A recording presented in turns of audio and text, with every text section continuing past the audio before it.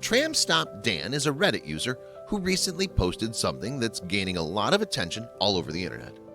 His friend found a very large wooden case that was locked but sitting in the trash outside of his building. After debating it for a moment, he decided to take the case inside and get to work on cracking it open. The case measured 29 inches by 38 inches, so it was no ordinary case. It was an odd shape, which added to the mystery even more.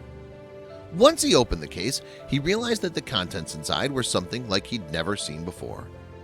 It was something very mysterious and interesting. The case had taken on a life of its own on the internet. People across the world have banded together to figure out what this out-of-the-world mysterious box means. Hi there and welcome to Why and How. I'm Scott Leffler and I'll be your guide today. Before we begin, make sure you smash the like button, subscribe to our channel, and click the notification bell for daily amazing videos.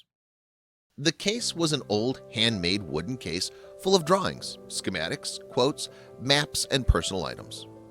Some of the contents seemed fairly normal, but it seems that the original owner of this case had some sort of experience that was out of this world. Is this the research he has compiled to make sense of it? There were biblical quotations and descriptions as well as extraterrestrial information. There are also certain patent files and intricate drawings that can't be traced anywhere. This patent is not filed with the US Patent Office. However, the drawings are incredibly detailed. That's not the weirdest part, though. The patent drawing dates back to 1939. Why would someone throw this case away? It starts to get a little more strange when you take a close look at the maps that were found. This map shows airline travel routes. A lot of the maps are hand-drawn with a center point, like they somehow connect or work together. The maps seem to represent aerial patterns and routes. The maps all have a center point with a hole as if they all line up or something. Another piece of evidence in this strange case, perhaps military service in World War II? This is where the evidence starts to get weird. It seems the artist saw something in Tampa, Florida in 1977 that changed him forever. This appears to be a sketch of the experience. Definitely out of this world. The person was visited by entities. This is a drawing of one of them. A slight explanation of the events and the geometric shapes that are related. Beast number 1, beast number 2, beast number 3, beast number 4. Is this a rendering of a dream or something that really did happen? This is the culmination of the canonization of forms and all the placement studies. Here, the artist reaches his peak and the vision is rendered nirvana.